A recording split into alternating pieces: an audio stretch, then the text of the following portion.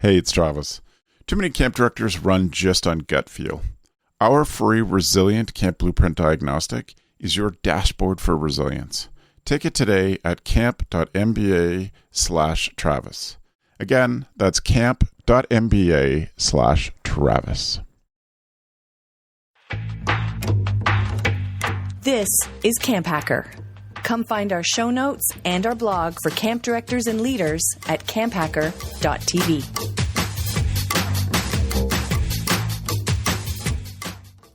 Good day and welcome to our podcast. This is CampHacker, episode 109, recorded on the 4th of October, 2018. On today's show, staff retention and recruiting tips for right now. If you would like easy, automatic, free updates of our podcast, you can subscribe in iTunes, Stitcher, or most other places you get your favorite podcasts. This week's CampHacker podcast is sponsored in part by camp pros like you who support the show on Patreon. We want to offer a huge thanks to Allison, Andy, Angie, Elsie, Ellen, Keith, Marie, Mark, Seth, and Teresa for investing in this show and helping camp pros all around the world. If you've taken away even one good idea from the CampHacker podcast, you can show your support for the show for as little as $1 a month. That's right, $1 a month. For chipping in, you'll get some great rewards too, just like a Kickstarter campaign. Please go to patreon.com/CampHacker. That's patreon.com/CampHacker. Thanks for letting your awesome out, Camp Mavericks. We hope you enjoy the CampHacker show. Hello, Camp Pros, and welcome to the CampHacker podcast. My name is Travis Allison. I'm a summer camp marketing and strategy consultant, and I am pleased to be representing Go Camp Pro and the CampHacker family in this podcast today. And my name is Gabrielle Rail. I'm one of the camp directors of Camp Waro. Camp Waro is an all-girls camp in the Laurentian Mountains, and we practice creating a positive female community while doing that in French and in English. My name's Joe Richards. I'm the executive director at Pierce Williams Christian Center, which is a summer camp and retreat facility in southwestern Ontario. We're Excellent. Jolly? Hi, I'm Jolly Corley. I'm with Camp Robinzall for girls in New Hampshire. We're on Lake Winnipesaukee, and we are a one-session, 7-week camp. And I am Kim Aycock, and I am not at one particular camp, but I have the pleasure of working with lots of camps around the country, doing staff training and all kinds of leadership development. But I also have spent a lot of time, over 30 years, working as a counselor and different positions at various summer camps. So glad to be here today. Well, it's certainly our pleasure to welcome you both to the CampHacker show. I wanted to take just a second before we get into the topic, and people will realize why you're here in just a minute as we get into this topic. But before then, Jolly, for you, what was the first camp experience that you had? I had the pleasure of being able to go to a camp. I grew up in Indiana in the Midwest. I'm kind of all over the United States. So my camp is in New Hampshire. I spend my winters in Minnesota. So I have a home office in Minnesota. And in Indiana, I grew up going to a church camp called Pine Creek Church Camp and 4-H camp that was hosted by a camp called Shakamak in Indiana. And I loved it. I had a little sister who hated it, but I loved it. And so grew up understanding, the different dynamics of campers, even without even knowing that someday with a name like Jolly, I would end up not having to come up with a camp name. Right. All right. And for you, Jolly, what was the first moment that you really felt that camp was a place that got you? It was my second summer. My first summer I loved. Mm-hmm. I thought it was fun. But I wasn't the rah-rah, like I have plenty of friends who just got hooked, like just the moment they were there. And I liked the experience, but it was actually the owner of the camp that I'm currently at. It's super open and always asks, what can we do better? And, I was all of 19 and was on the theater department.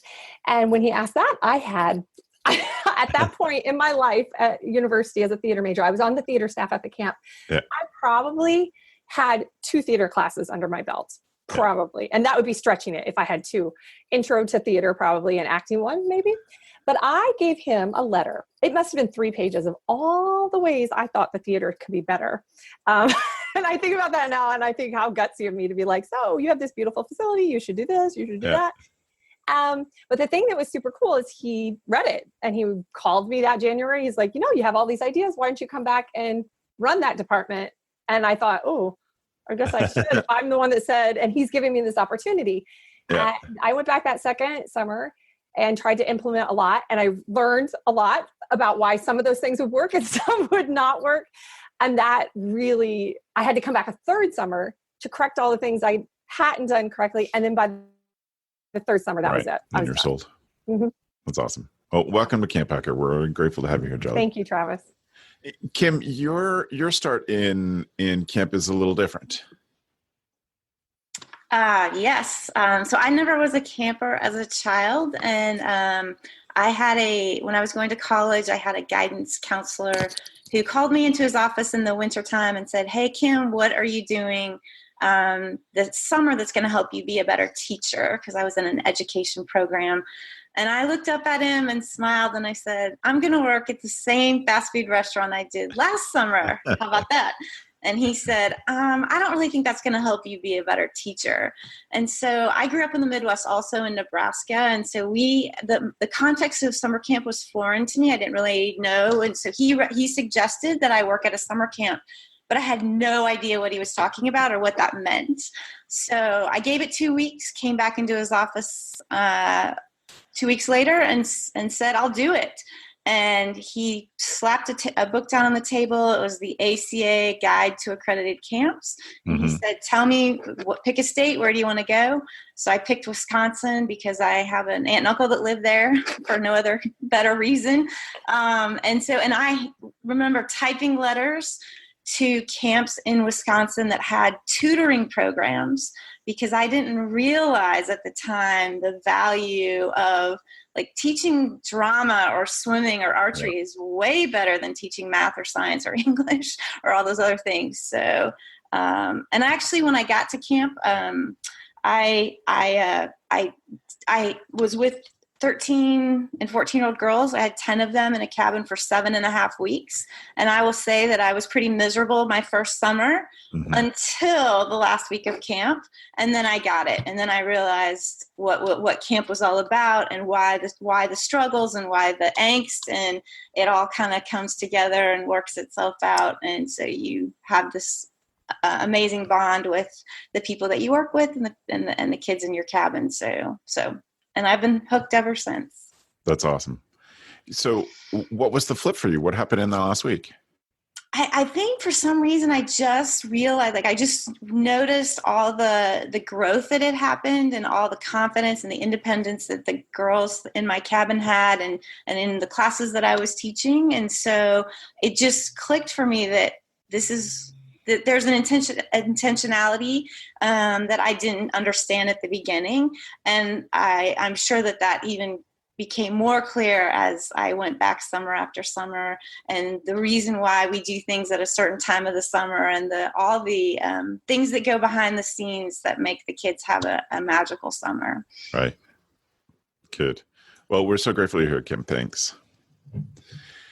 So today we want to talk about staffing. We want to talk about staff retention and recruiting tips. And we're recording this in the first week of October. And so we want something that's relevant to the fall, something that helps us be thinking about these processes early. It's certainly been the CampHacker principle that we try to encourage camp pros to think about these things throughout the year, that this temptation to sort of shut your brain off for the fall doesn't really make your life easier in the world, and certainly doesn't make your camp better. And so we all know, and I've gathered this group on purpose because there's so many things that we can do starting now to make sure that your staffing for next summer is great, better than last year, includes a lot less stress for you, etc. So there you go. That's my whisper. We're doing this because it's less stressful for you, instead of all these things. It's going to make your life better in that way. So, Gab, I wonder for you folks, when you are thinking about what happens in the fall for staffing, what's on your plan for this time of the year? We just had our second staff hiring meeting yesterday, and we just sent out our applications for our returning staff today. And it feels feels so rushed, as you say. It's like I'm just coming down from after the summer.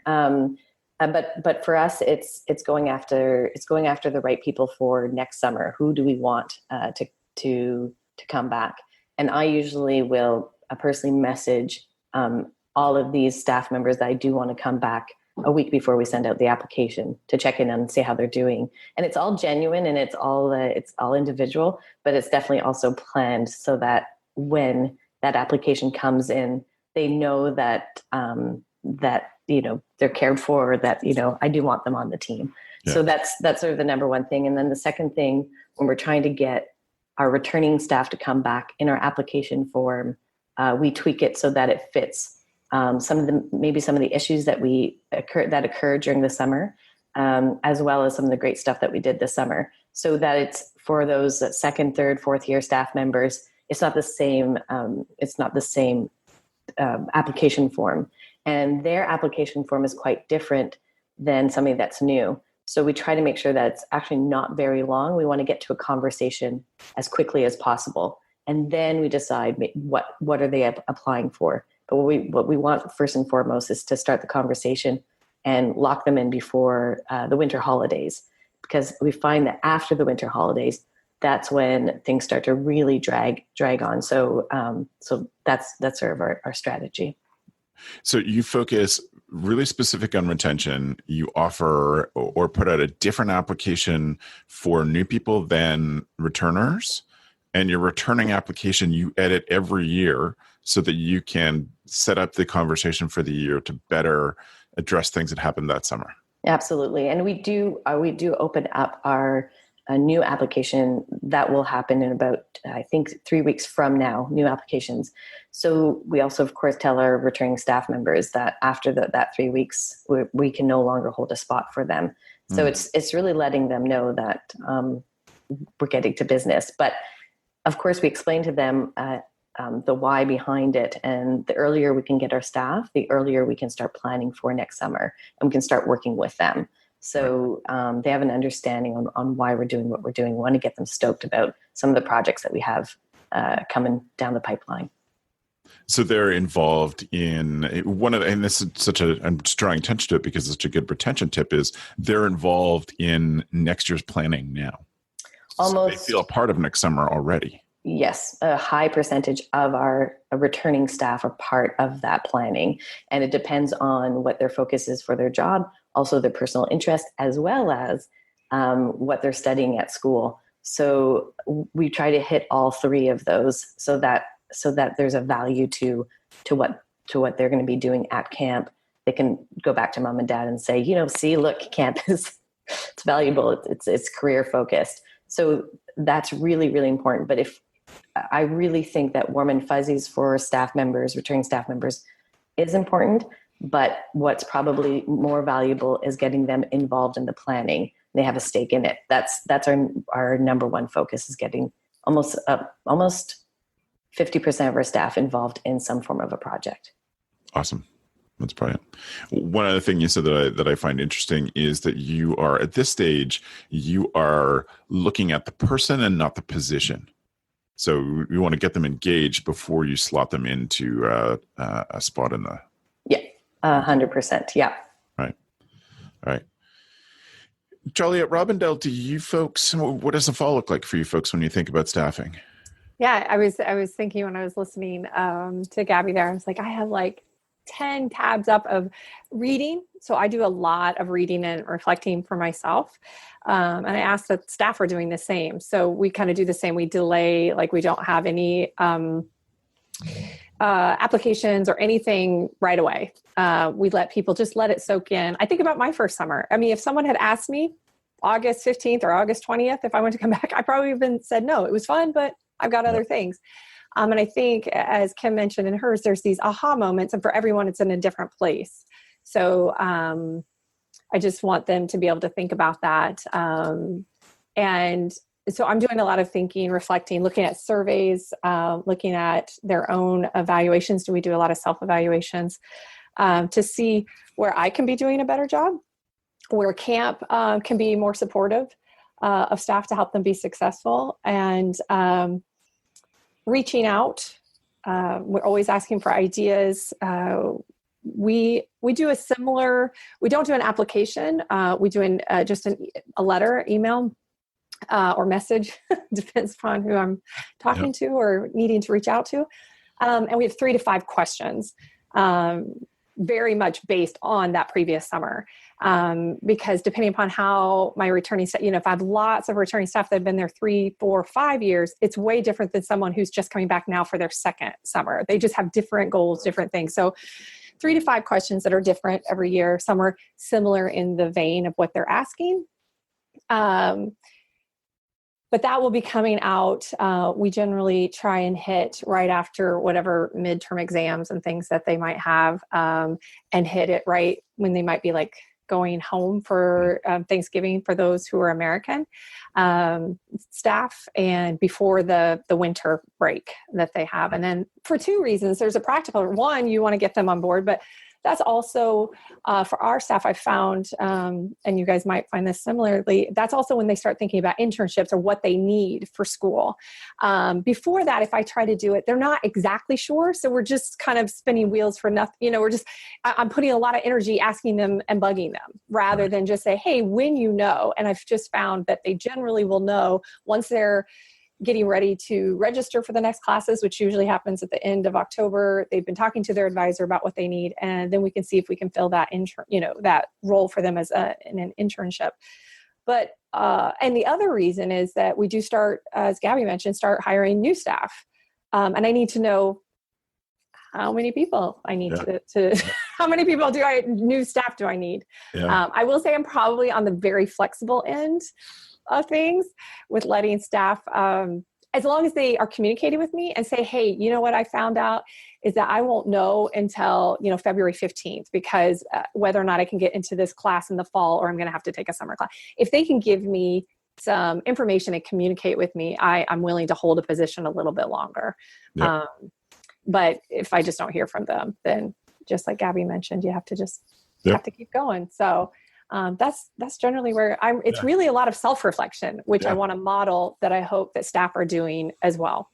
Right. And do you share any of the things that you are reading, or any of these thoughts? Are you sharing them with them? Absolutely.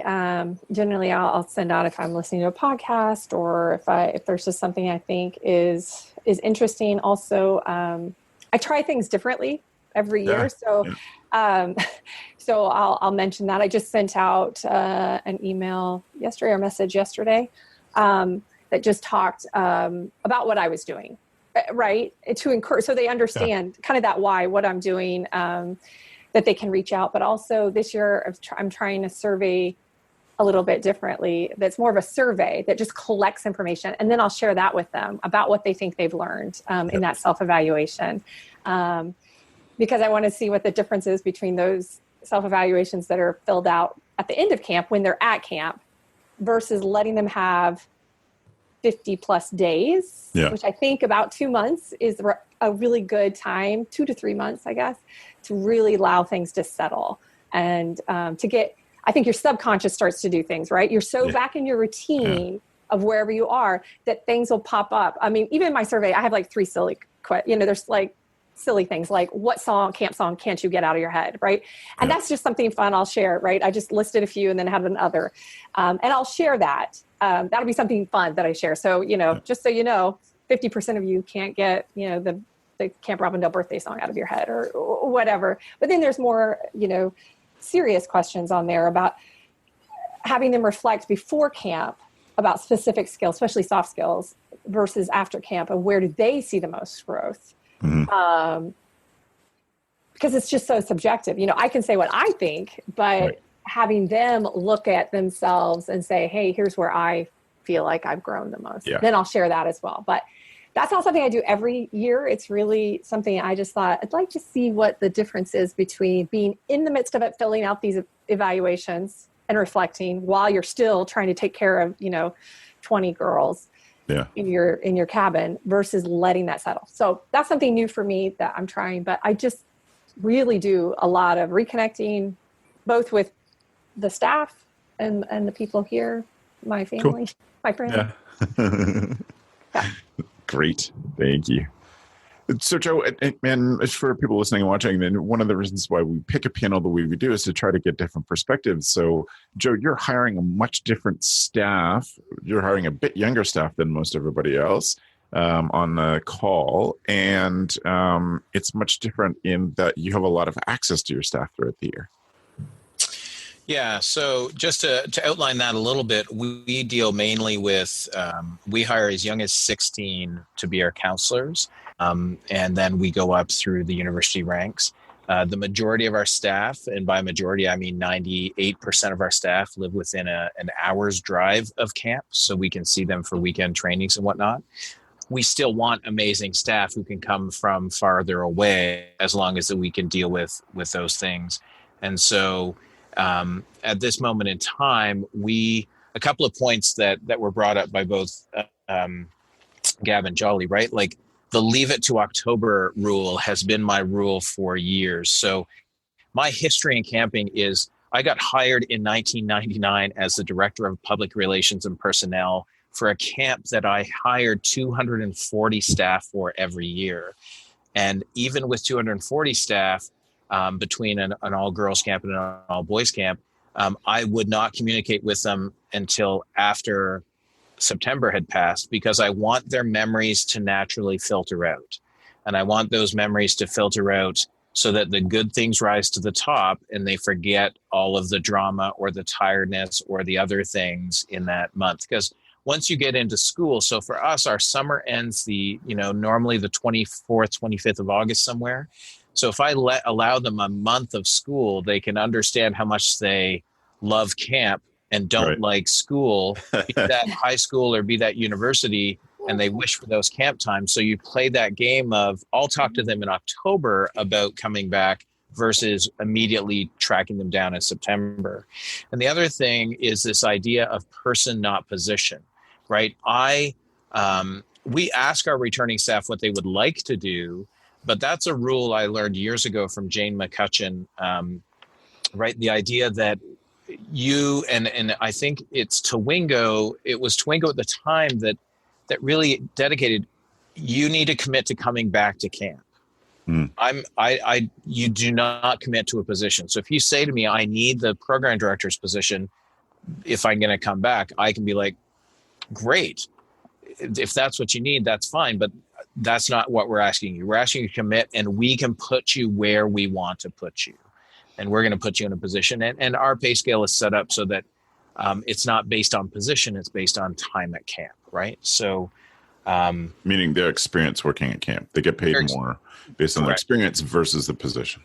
Correct. And that way we can have a fifth-year counselor who's an amazing counselor who just would not be a great leadership team member, right? Or we could have we can have a fourth-year person be on the leadership team and they're still paid as a fourth-year person, right? Not as a special leadership team thing. And I agree with a lot of what's been said. I think that at this time of year in recruiting staff is the idea that you don't want to overcommit yourself to returning staff members in the sense of saying that, well, we're not going to put our new staff application out until the returning staff application is closed. And I'm like, nope, like literally we want the most amazing staff. And if we limit our pool, then that's going to potentially hinder us from having the most amazing staff. Because what if we get people who are more amazing than our returning staff members? We need to give them the option to come to camp. I think the other point is, so we're not going to wait for returning staff members, although the new staff application will go to a bit later. I think now is the time of year where we look more at partnerships, going program specific. I know that not so much here at Pierce Williams, but I know when I was hiring for the Taylor Staton camps, I had a lot of very specific program things to fill. For example, right, most people have a high ropes or a low ropes or a sailing instructor or a canoe instructor. at the Taylor Staton camps, I had to hire a weaving instructor, someone to deal with looms from the 1890s, literally a room full of looms. And we had this weaving program. And if you don't start looking in September, October for a weaver, you're screwed. And it's an awesome experience to remind yourself to look for people now and not just to hope we find some later. And so the key in that is, I think back to my time in university and when did I look for a job? Because if you were moving on from the camp you grew up at and you wanted a leadership team position, you started to look now, right? I would be in the job center in October, November, looking for summer jobs. And those are the kind of people we want on our camp staff, right? The people who are the go-getters and whatnot. The other point, nobody covered it, but the idea that you may or may not, you might have an awesome staff.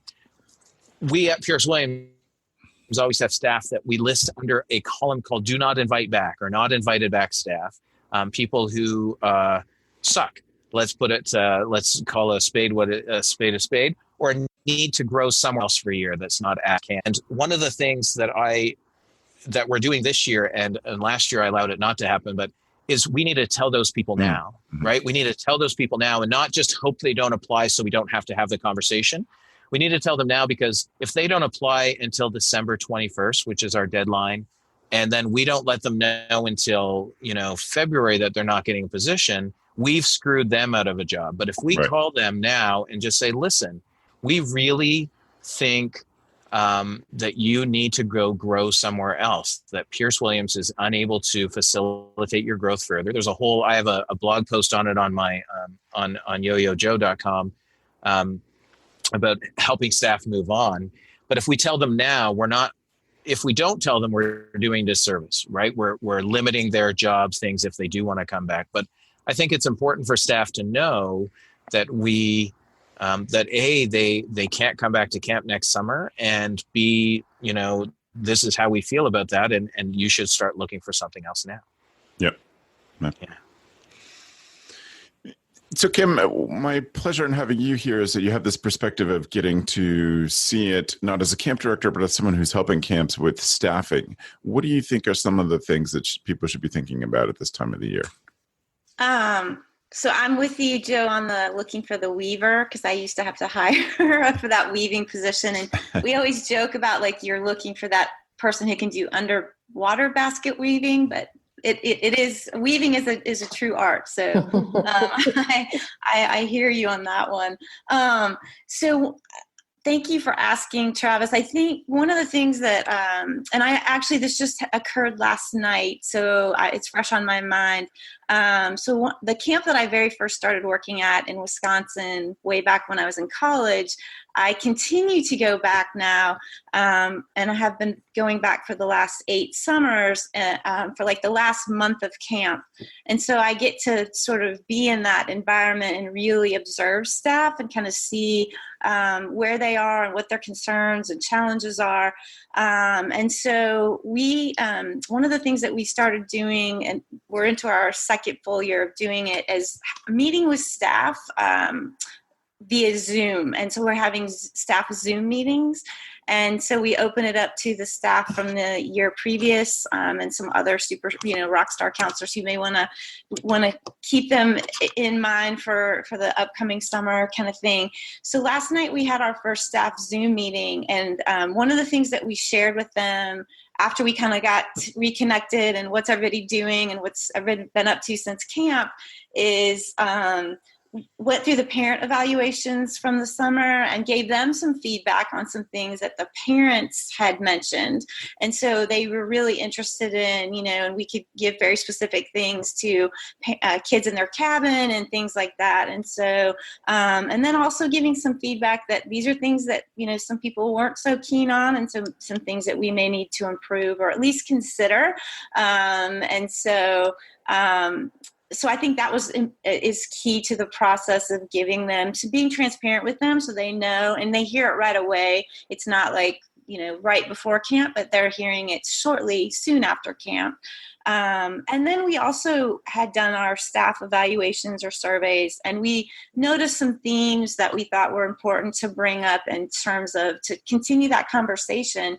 And so one of them directly was a culture shift that occurred last summer at the brother camp so it's a brother sister camp owned by the same family, but operated a couple miles apart from each other.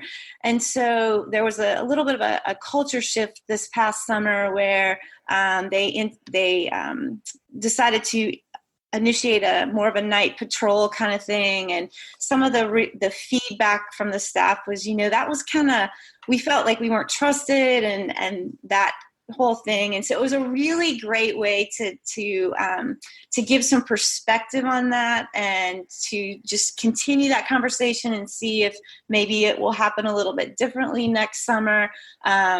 One of the camp moms, who happens to be a sister who works in the office, was on the call. And so she was able to give the mom perspective of what the patrolling did and that she noticed was different. And I think that was a little bit of an aha moment for some of the staff. They hadn't thought about it in those terms. So, and so just really, and just being open and listening to what they had to say and it, also, it's part of that engagement. So we're keeping them engaged so that they feel like they're part of the community. So, and we, did tell them, we will be sending out reapplications probably in the next month or so. And so I think we're all kind of in that, we're thinking about those reapplication kind of things. And then another thing that we mentioned just in terms of another way to engage with staff at this time of year is one of the things that we ask the campers to fill out is before they leave is we have a little form we call it their best moments from the summer. And we try to tweak those questions every year so they're not exactly the same. And so, and then we've also we have all those fun pictures that you take of the different cabin groups here and there. And so one of the things that we decided to do this year is go through the different holidays that there's one holiday for every year or every day of the year, if not multiple holidays for the year, for the day. And so we are matching a picture with a random holiday. So for example, one of the cabins dressed up and they had a awesome. One of the campers had a beard. And so we tagged that one as World Beard Day. And so we were celebrating this particular cabin with World Beard Day. And then we wrote a blog with the kids' input, like what their best moments were from camp and answering some of those questions. And then we emailed the staff directly the link to that blog so they could see, hey, your cabin was featured in the blog this week. And these are some cool things that your camper said. And it was another way to say thank you to them and to show the gratitude for the growth that they facilitated in these kids throughout the season. So trying to hit it in a couple of different ways. And the staff have been responsive to that in terms of they'll send an email back and say, hey, I really appreciated you sending that link and letting me, get some news from my kids. So. Yeah. I think a lot of what I would encourage people to be thinking of, and this is kind of broken record for me, but I think a lot of staff retention problems are communication problems, and that being a good communicator in the style that people need to be communicated to is important. You may not get responses to your emails. It's certainly been a complaint that I hear over and over again from directors. So yeah, you might have to change it up. I don't agree with camp directors who say, I'm going to communicate with you in this way, and if you want to be a part of this, you have to you have to accept my way of communicating. It just doesn't feel very campy to me. I think we work together to find the best communication possible. It may require some different effort than you're used to, but it leads to less stress coming up, etc. Also, I like the idea that people are saying go to people individually, reach out to them, have conversations. is simple tools such as one of our tool of the weeks that we've talked about many times, using the Bonjoro app to just send a personal video to a section of your staff every week. If you have a big staff, you could do, every 6 weeks you send somebody a personal video. All those things just maintain those ties when it comes time to begin to start to ask things of them.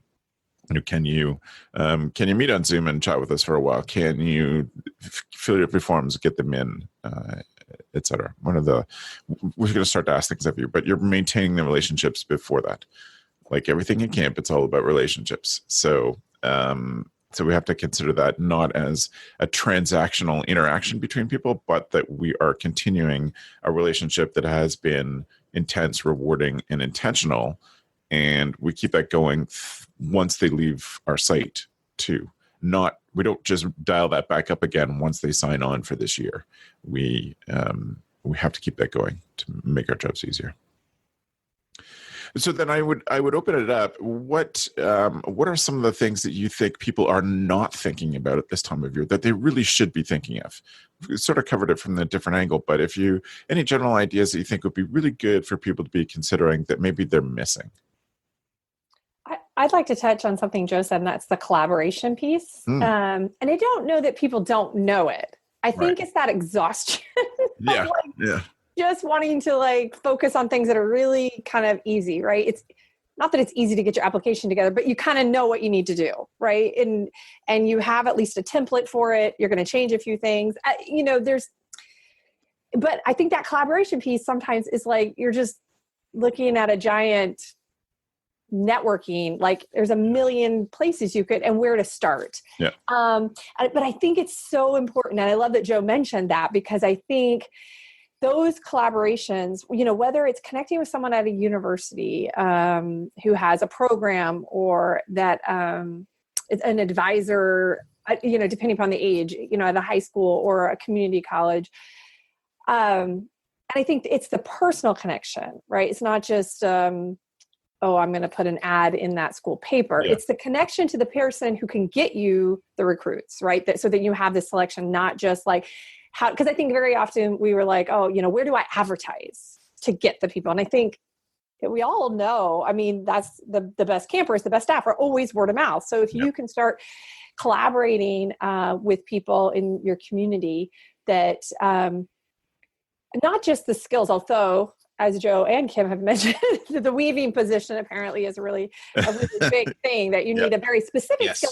Yes, if you are looking at people who are surrounded by a higher percentage of the kind of people you want, like Joe mentioned, and everyone's mentioned actually, is that go-getter, that person. For me, it's always controversial when I do workshops. I do a lot of training and workshops around the country with camp directors.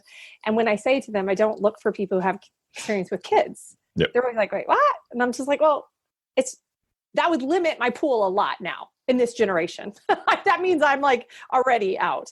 So I really want to look at, which has been mentioned, for people who go-getter, you could say, but even people who just want to improve themselves, right? They want to be the best version of themselves. They're looking for ways. They're looking for ways to learn more about themselves so they can be a better version of themselves. I love that.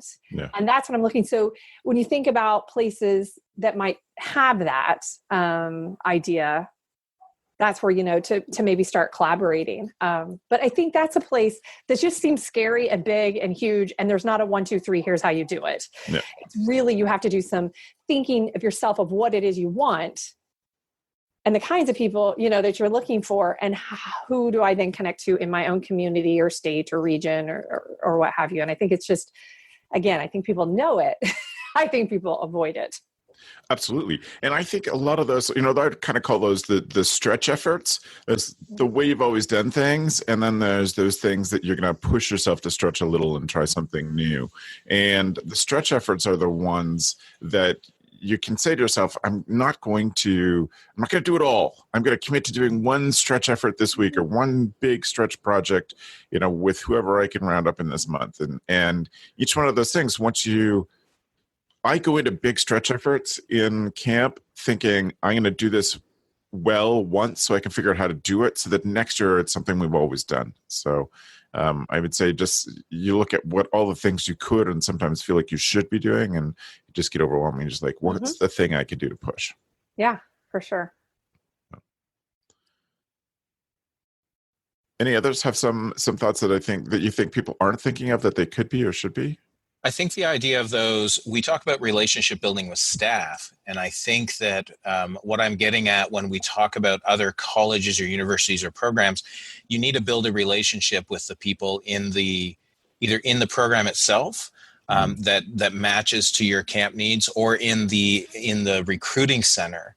And now in September is really a great time to do it because those people are also fresh, right? They're fresh. September, October, they're fresh. They just got back to work last month, right, after a slow summer without students. And I think that building those relationships over time is really beneficial. And so the same thing happened when I left where I graduated. The secretary in the outdoor recreation department was the same lady for the next 15 years. And all I had to do was call. I said, great, can you post this on the outdoor rec bulletin board for staffing positions? And then I would send her a thank you and it would be all good. So that's a different style of relationship, just as important, if not more important than maintaining the staff relationship. Because staff, we get all summer. I get you for 60 days essentially to build that relationship, and we need to maintain that. But maintaining the other style of relationship is just as important. How about you, Gab? Well, I think definitely building those relationships and then making sure that what are you selling, I think is the big point. And we have a little bit of a stigma when it comes to summer camps for people that are looking for jobs. That for most people that haven't attended summer camp, they don't see it as something that could be possibly career building. So as Jolly's saying, you want those go-getters, you want those people that are, excited to get up in the morning, work hard, problem solve, et cetera, et cetera. So making sure that your camp's values, the mission is simple and clear from the get-go, and you're attracting those right people. And then second, I would suggest to have, your camp's mission is one thing, but what's your staff's mission? What's your staff brand, if you will? And, for me, what I would say is something along the lines of, we provide the experience and feedback to get you ahead of the job market. Something and then this is how we do it. But here are our values, and draw on the people that share those values, and then say, this is what you're going to get out of this summer, and you're going to work hard. But it is going to prepare you like no other job has prepared you. And then you're attracting the right people to your organization. Yes. I think about thinking about the questions you want to ask in that, right? Like that's like, so how do you ask the questions that will get the answer that you want? And I think that's another thing to be thinking about right now. I think we very often have these set of questions that maybe the person before us asked, right? It was given to you, like, here we go, here's the questions. Yeah. But knowing why you ask the question, like when you're asking that question, what's the answer you're looking for, or what are you listening for? Like, are you looking for a set question? Are you listening for certain things? I think we don't think about that very intentionally. We just kind of have these questions we know we have to ask. We get a feel for someone, which is true. And there's some really amazing research out there. As soon as you get to know me well enough, I really love being able to see where research, not that I think research is everything, but I really appreciate it because I think it then helps to understand why we do what we do, or to put us in a direction when things feel so wobbly. Sometimes you're just like, which direction? There's so much advice out there. To be able to have some research that backs up some of this, and some amazing research about interviewing and our hubris and what we think. And Joe mentioned it, right? Like the fact that we all have staff who are like, they're in that column of, oh, we're not going to have them back. Right. And yet every year we're like super optimistic that we can, without being intentional about the questions, without doing some of this reflection of what we're asking and how we're asking and what we're looking for, right? I always said this, what it is we can offer, but also how do we ask the questions so that we can hear things and that are kind of like, bing, that sounds like a person who's a go-getter. I mean, like, what do you do? Just point blank say, are you a go-getter? Right? Like, and so looking at those questions, I think that's something that people don't do. Right.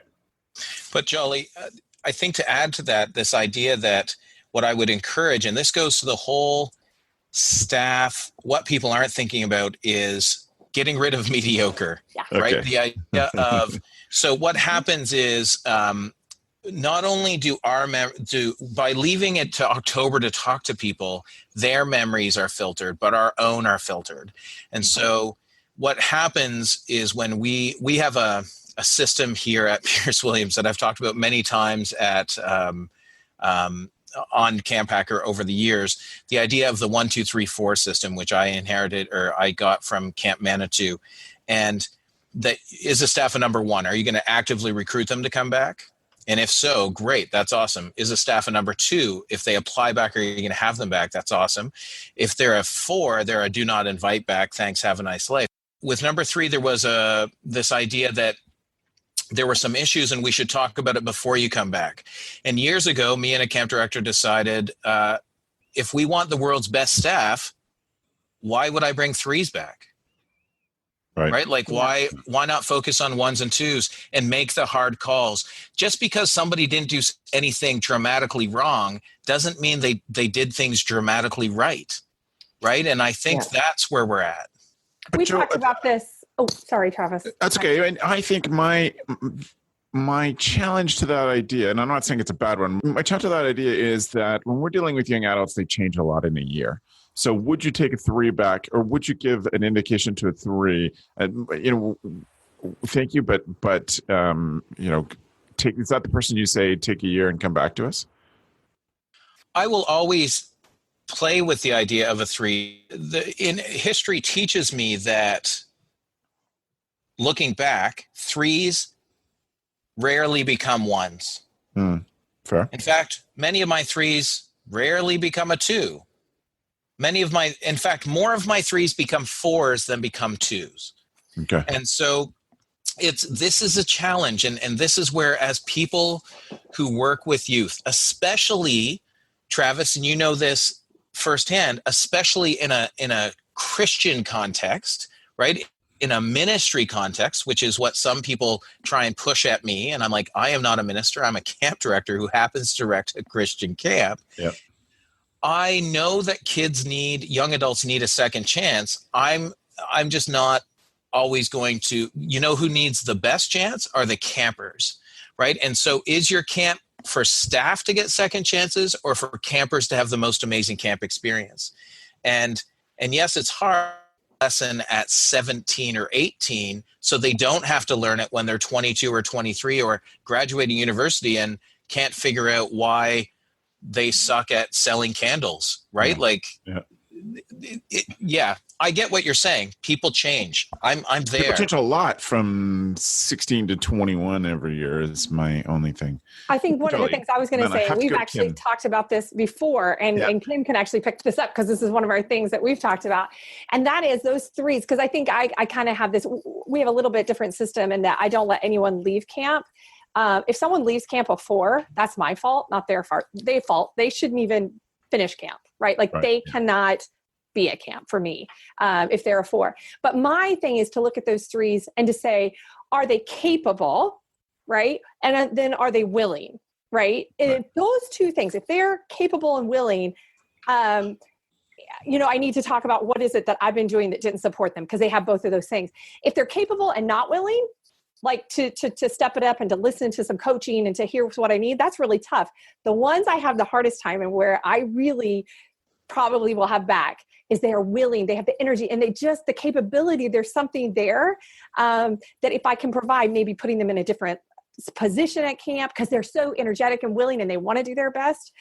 But it's those who just aren't willing, right? To me, those are the 3s that I think you're talking about, Joe, that end up being 4s because they have the capability. In fact, those are the most disappointing. They have the capability and they just aren't willing. They just don't.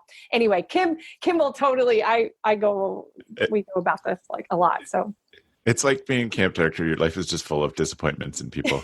Disappointed. You were such a great camper. Kim, what do you think? Well, I was hoping my dogs weren't going to start barking because the mailman just dropped the mail in the slot. So a couple of things. I mean, just to sort of pick up a couple of threads that from what you all mentioned. One of the things that I am definitely have a struggle with is the interview. And this seems to be a question that comes up a lot on the Summer Camp Professional Facebook group, is people wanting their ideal sort of interview questions. So really thinking about what it is you're looking for. And one of the things that I struggle with is when I see people asking questions that are hypothetical, because I think if you ask a hypothetical question, you're going to get a hypothetical answer. So how can you really know what people are pretty good at, just coming up with something, and whether or not that's truly what they would do is another story. So I have to always go back and default to some training that I had years and years ago when I was hiring, like 150 staff a season, is to ask questions that are more about their past behavior. So tell me about a time when you, maybe started something, but you couldn't finish it. What did that look like? Or tell me about a time when you were showed patience with someone, or something that you were working on, or trying to figure out those competencies, if you will, those things that you really want, and how can we get questions that are going to help us to get at if those people that we're interviewing really have those. So I just like to steer clear from the hypotheticals because, like I said, you'll just get a hypothetical answer. So, and then another thing, I think, just a little something that I mentioned the other day when Jolly and I did our webinar, is that I think I just found out about this recently, that ACA has a resource that is very much underutilized, where people can actually get your ads, your job positions out now. And so you can have an unlimited amount of job position openings on the ACA Job Center for seasonal staff. This is not the year-round jobs at camp, which there's both. So, and you have until August of 2019 to keep changing or adding positions for a set price. So I just think those people who take the time now to really think through what your positions are and then get that out there. So, and then over time you can, take them off if you fill them, or tweak them so that maybe, it gives something different than what you maybe had originally, thought or intended, kind of thing. And so just knowing that that's a resource, I think would be helpful. Thanks, Kim. That makes me think of some of the stuff that the technical side of things that we can do to do some of this better. One of the things that often comes up when people ask me to look at their websites to help with recruiting and staff and campers is that we use sort of campy language to explain this is where you go to find a job at camp. So it might be just sort of staff. Parents see staff and they think, oh, that's telling us about the people that they hire. We may be putting out our jobs on there. It's this section to recruit it. But in terms of search, so the CACA thing is so good because it's connected to Google Jobs, and you're going to get some extra volume of people seeing your ad by being smart about that. So on your website, it should say summer job. Don't say work as a counselor or work at camp or camp staff. It should say summer job on it with the link into the page for hiring, because that's what the search term is going to be.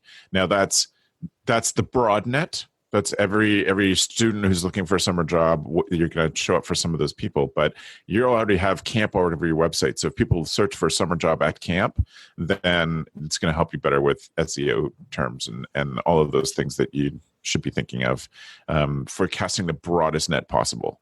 I agree with Jolly. The best staff will always have been through word of mouth through other staff, but we've often been surprised, or a connection that we've talked about, and partnerships that we just didn't know. We happened to host junior farmers at camp for a weekend, and ended up that connection led us into the Ontario Youth Parliament, and that gave us brand new staff, a whole bunch of brand new staff for years.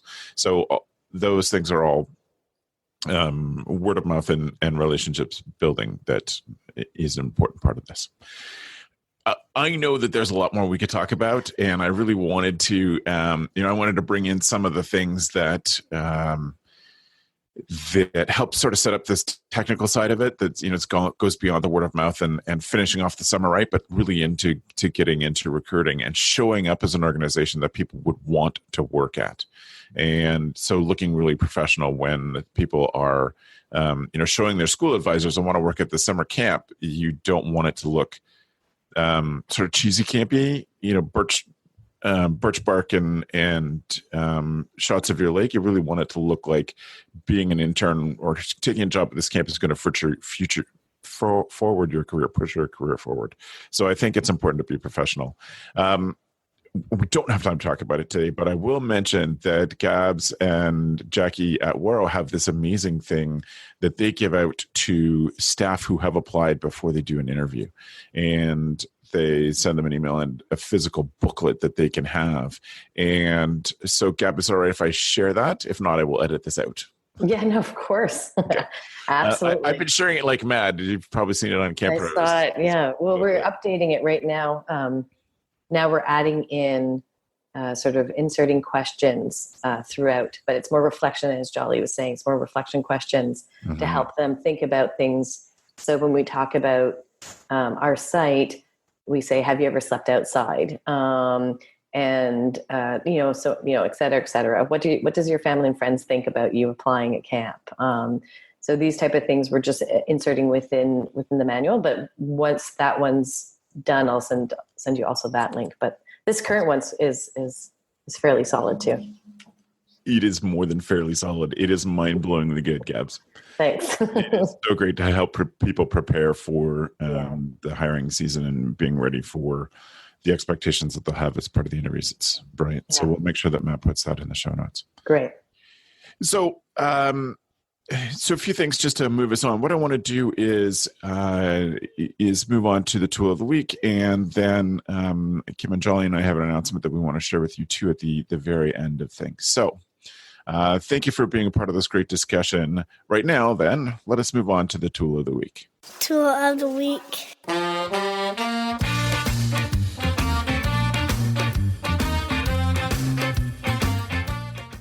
For those of you who are joining, it's a new year and we always get new subscribers in the fall. For those of you who are joining us, this tool of the week is something that we ask the panelists to bring to the discussion that makes them a better camp director. And the price range has gone from $0 to about $80,000 and is often all over the place. So I know that this is people's favorite part of the discussion. They love to come for the discussions, but the tool of the week always gets them energized. And we've been blamed for breaking budgets several times, stressing out budgets by the tools that we have. People want to buy all the tools that we say. So, Gab, do you mind starting us off, please? Oh, I'd love to. So my tool of the week is, I'm holding it up if you're watching on YouTube. It's a Joby Gorilla Grip, which is basically a grip that you can mount a camera on, and that can latch on to a post or a chair. But basically, this one has an adaptation piece for your cell phone. And the reason why I think that's really useful is that modern cell phones have been made in the past, I'll say 2 years, 3 years, but mostly in the past 2 years, have a video editing software. So when you're walking and talking, or if you're running and chasing, if there's like a game that's going on, you're taking video footage, it will automatically edit the shaking, a little bit of the shaking out. So if you have just a regular point and shoot, and most now cell phone cameras are better than the point and shoots, not the higher end point and shoots, but the lower end ones. And then having this grip really, really helps with it. And it just makes it nice and simple. But the cell phone piece that goes with it is pretty cool. And that is not breaking the bank. No. So there you go. Well played. Thanks, Gabs. Kim, what for you is your tool of the week? Well, I was going to share a website that I have stumbled onto recently. It's called United by Blue. And I love this. It has just appeals to the camp person in me. I think you could find some great staff gifts or hosting gifts or things that are campy in nature. But what I really love about United by Blue is that they remove a pound of trash from the world's oceans and waterways for every product that they sell. And they did this amazing journey across the U.S. This summer and just removing all kinds of trash.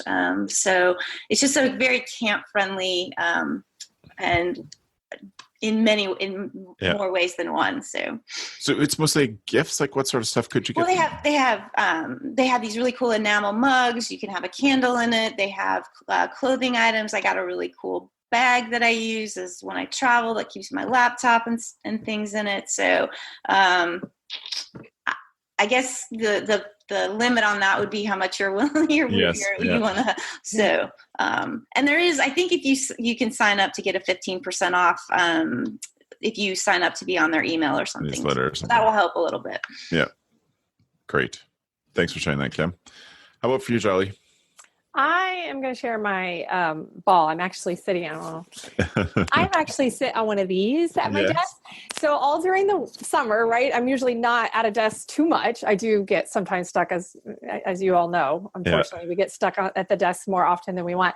And so I always find that once I get back into the office for the winter, I start sitting more in my back, and everything is getting awful. So that is been so helpful for me. It keeps me play, I can play, I can bounce if I'm thinking. But I will, just as warning. So my camp office, I also have one of these. Tip. So I have a tool and a tip. If you have one of these for your office at camp, you have to, mine's not fancy here. It's just the ball. At camp, if I just had a ball at my desk, you know what would happen, right? There's no chance that ball wouldn't be out at cabin, whatever, or played with. So for that one, I went a little fancy and splurged and got the little seat thing that makes it very clear that this is an office desk. So the ball sits into this really clear thing. So that's my tip. Nice. If you're going to have one of these at camp with staff and kids, you better make it so that it really, they know it's your chair, not a plaything. I thought you were going to say that your experience was that someone hadn't swept the floor enough in the camp office, and then you rolled over something and it went kaboom. Oh, that would be really funny. No, not that. No, okay. No, not that. It's your tip is keep it out of the hands of children by giving it and some staff probably more than the kids even. Yeah, of course. Joe, what's your tool? My tool is this. Can you see that screen? Yes, we got it. So it's super thick index cards. And I looked back through the tools of the week, and I've recommended Levenger stuff before. You can buy other super thick index cards. I looked on Amazon today, so there's a variety of them. But Levenger, what sets them apart for me is they're actually the way they're oriented. So it's easier to write on them because they are oriented vertically versus horizontally. Yep. And I use them all the time. I've taken to plugging my phone out outside of the bedroom so that I can sleep at night without the phone, and so I keep a stack beside my bed, and I tend to just keep a stack with a little binder clip on it. And the funny thing is, this I'm not in my bedroom, but they were in a drawer. Anywhere where I am, I'm going to be able to find some index cards clipped together. And I use them for everything from note taking to planning entire day-long facilitation programs, to planning talks for conferences and whatnot, because they're easy. I can fit them in a pocket. I can take them on a plane. I can reorganize them. I can rip it up and start a new one. And then for programs or talks, I literally just clip them together with a binder clip, and then they sit on my desk. I have on my desk at camp, I have an old card catalog, just a 2-drawer card catalog, and I just slide the cards in there. So then when you call me and you say, great, can you come and do a talk at our conference? I'm like, yes, I can. And then I go through what those talks are, or if a school calls and wants a custom leadership program, I can pull out old custom programs and just jig them from there. So awesome. That's awesome. Yeah. Great. Good thinking. Okay, so mine is an actual tool. It's called the Gear Infusion Ever Racket, and it's just a attached to your keychain tool that if you're interested in keychain tools and everyday carry stuff, you will have seen something like it with a little pry bar and, of course, a bottle opener. This one comes with a little ratcheting mechanism in it. So if you had a bit for screws, you could ratchet screws down. So it was kind of cool. First one I've ever seen like that. And it is the size of a key, a little bit thicker, but the same kind of dimensions as a key. And I got it off a Kickstarter. So it just arrived yesterday or the day before from a Kickstarter project. And maybe my secondary tip, follow Jolly, is watch for stuff on Kickstarter. Once you bought a Kickstarter program or two, they'll start to send you stuff that fits your interests.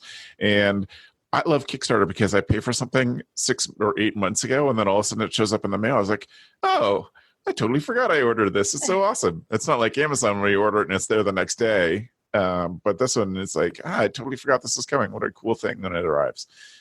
So that's why I love Kickstarter. And I found lots of campy things in there, but this one in particular, if you go to the show notes at camphacker.tv/podcast, you will see there that I have put in working at the time of the release of this program, that a 20% discount that they gave me as a backer. So you can see that in the show notes at camphacker.tv/podcast.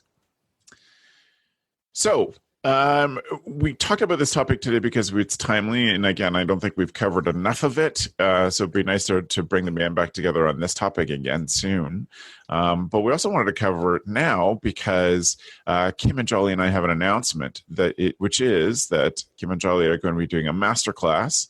This format we've been developing a lot more at Go Camp Pro in the last couple of years. They're going to be doing a masterclass on staff recruiting and hiring. And it is a 4-week program that starts at the end of October. We're recording this in 2018. So we hope to be doing this again in the fall, years going forward. But it is a program with lots of practical things on this. And Kim, what would be the sort of things that we've only touched on here that you're going to expand on, or things that we didn't even get to that will be part of the very practical work that you're doing in the masterclass? I think the biggest thing is just really just taking this time to regroup and reflect on what it is because Jolly and I are really big on the whole staff culture. And so really identifying what it is that you are wanting to, what your ideal staff culture might look like, and then what steps that you would take in order to get that ideal staff culture, whether it be through recruiting and your former staff or your veteran staff to those new folks that you want to bring on board, and some just very practical tips for things that you can do. Because we both know that staffing is on people's minds. It's gotten harder and harder, more challenging over the years. And by being a masterclass, we can learn from each other. So, yep, that's great. What are you looking forward to in the course, Jolly? Well, I am. It's kind of what Kim just said. Just really collaborating with people and hearing their concerns. Because, like I said before, I'm really passionate about learning and doing a lot of reading. And oh my gosh, that's my fault. Sorry, thought I turned that off. And so I want to hear what the concerns are, because I know not everyone has time to read and look at research and look at, promising ideas and practices. So being able to hear those things and then hopefully be able to help. I'm really looking forward to that. And I'm looking forward to being able to help each other, all of us, to understand that each of us is going to come up with our own guide.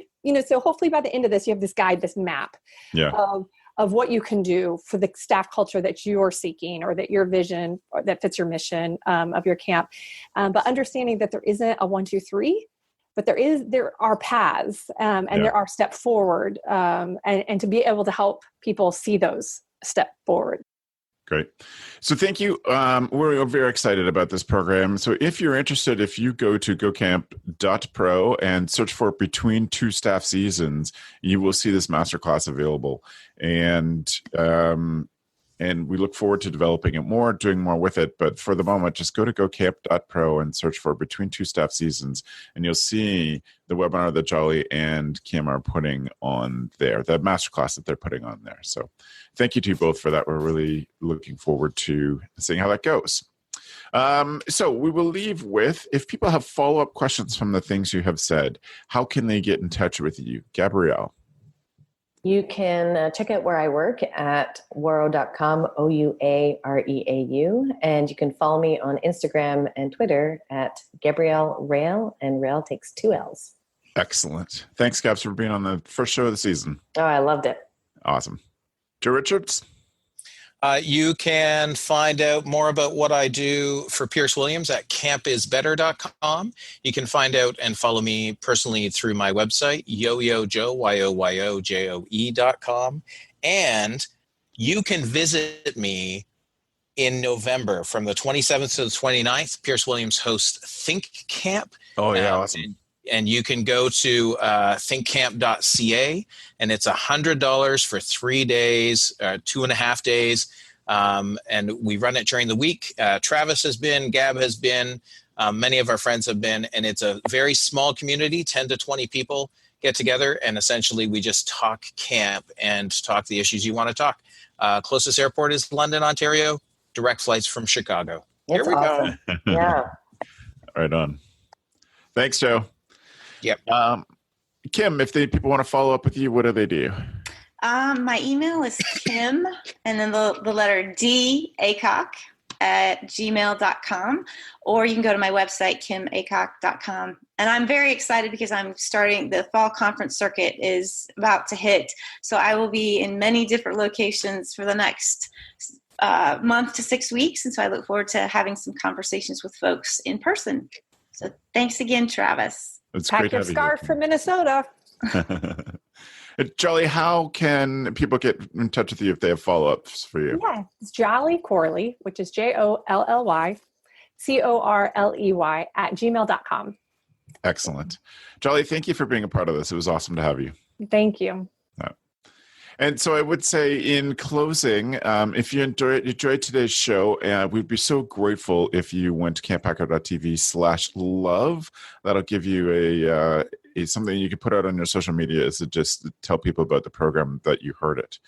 We also want to take time in this moment to offer our thanks to Matt Hansberger. He's our producer, our editor. He writes the blog posts that go with this, with the show, and he does a ton of extra work and doesn't get paid. It's very campy. He doesn't get paid near enough for all the work he does. So I want to thank Matt for that.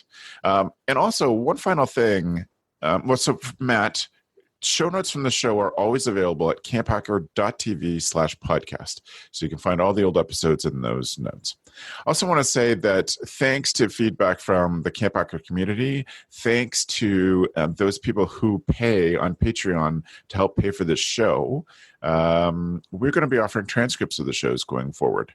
We know that they're not going to be exactly perfect, but we have a number of camp pros who reached out to us and said, I don't process information auditorily. I'd love to have the transcripts, or I'm hard of hearing and I can't always understand what happens in the show. So we are going to be setting up the transcripts going forward. We'll start with this episode and go forward and eventually try to work through the back catalog and offer that transcript available there. So we're excited about that. And that happens because people sponsor us on Patreon. We can do projects like that and take in more and offer more value to the community because of those people. So we really do thank them.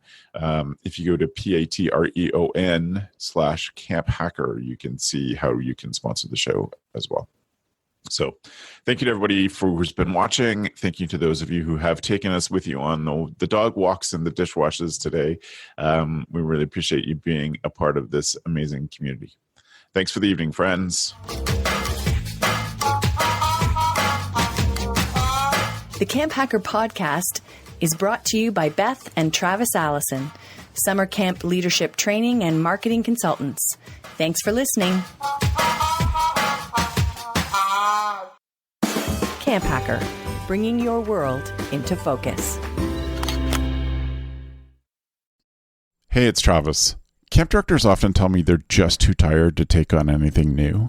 That's exactly why my free Resilient Camp Blueprint Diagnostic exists. It doesn't add work, it shows you progress. Quick, free, repeatable, you'll know if your systems are paying off without the guesswork. Try it today at camp.mba/Travis. That's camp.mba/Travis.